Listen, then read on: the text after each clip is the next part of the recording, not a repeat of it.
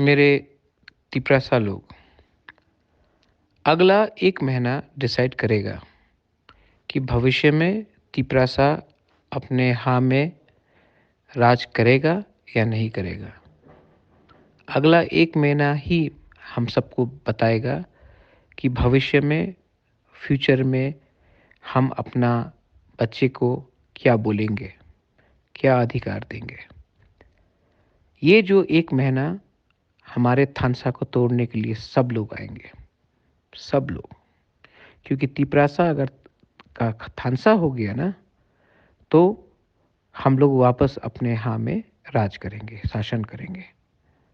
लेकिन अगर हमारा थानसा टूट गया इस बार, तो बुबागरा भी आपको बचा नहीं सकेगा। बुबागरा भी आपको हेल्प नहीं कर सकेगा। ये जो फाइट सिर्फ कुछ लीडर को मंत्री एमएलए बनाने के लिए नहीं है। ये फाइट है हमारे तिपरासा को भविष्य में उनका अधिकार देने के लिए, उनका ज़मीन को बचाने के लिए, हमारा जो बच्चा है, हमारे जो घर में नेक्स्ट जनरेशन है, उनको कुछ देने के लिए। बहुत हो गया, बहुत हो गया एक दूसरे से लड़के। क्या मिला है हमको? एक दूसरे से लड़के, एक दूसरे का बुराई करके क्या मिला हमको? कुछ नहीं। और लड़ते लड़ते एक दूसरे के साथ हमारा ही ज़मीन में कोई और राज कर रहा है। अब मैं आप सबको अपील करता हूँ, घर घर जाकर एक मैसेज दीजिए कि ये फाइट मौथा का नहीं है, ये फाइट सिर्फ पॉलिटिक्स का नहीं है, ये फाइट हम सबका है। ये मेरा लास्ट फाइट है।